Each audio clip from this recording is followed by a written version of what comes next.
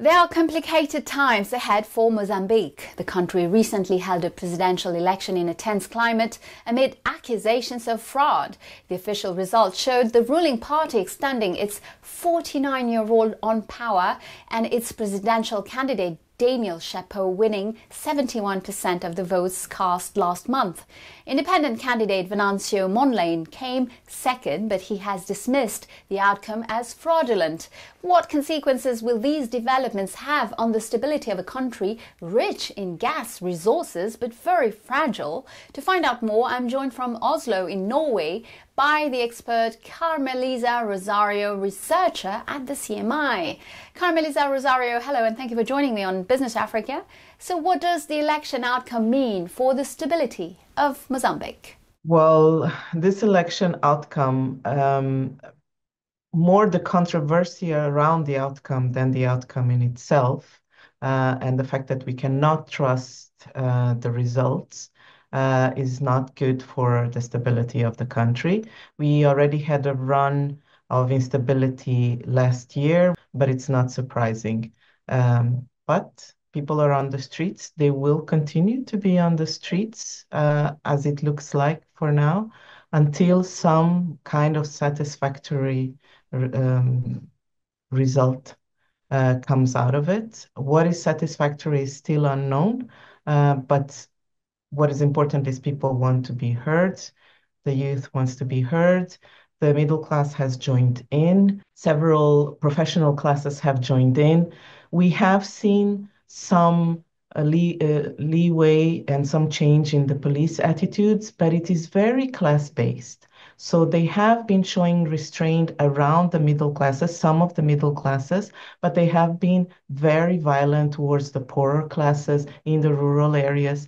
And because we have an internet ban or restriction, it's very difficult to know exactly what is going on.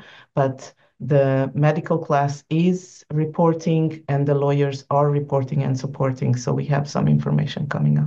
What are the main obstacles to economic growth? So interestingly enough, before the discovery of the gas or the official announcement of how big they were, we were on a path of growth.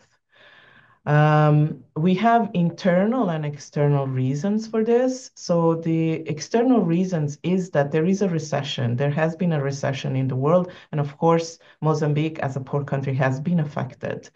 The second reason is probably because of these discoveries, the boom has created this illusion that we will have something to pay off that. So we have become severely indebted.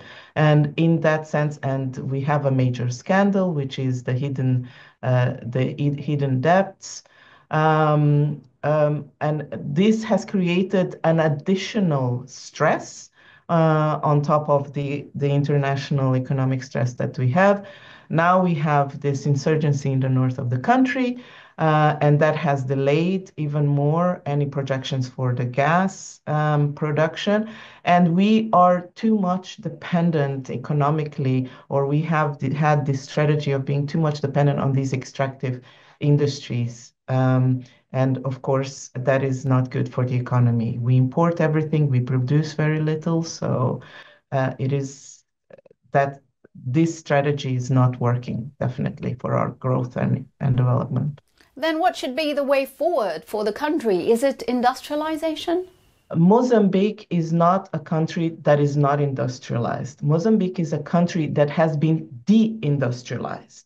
So the structural changes really created havoc in our economy. And part of it was destroying the industries that we already had. So industrialization is important, of course, but one of the things that economists have been saying in our country is that an agro-industry is the most important that we have, that we would have to have.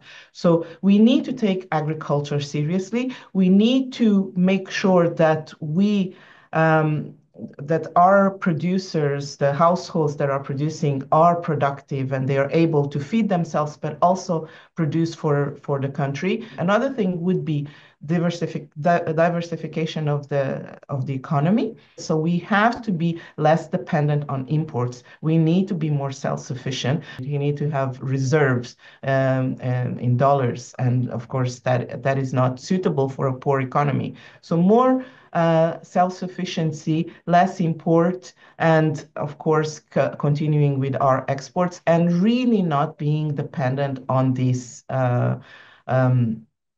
extractive industries. If anything, make the extractive industries work better for us. So more of a Norwegian model, I would say, in which the extractive industries would create, sort of feed a fund that then would go to the benefit of the Mozambican people. Carmeliza Rosario, thank you very much.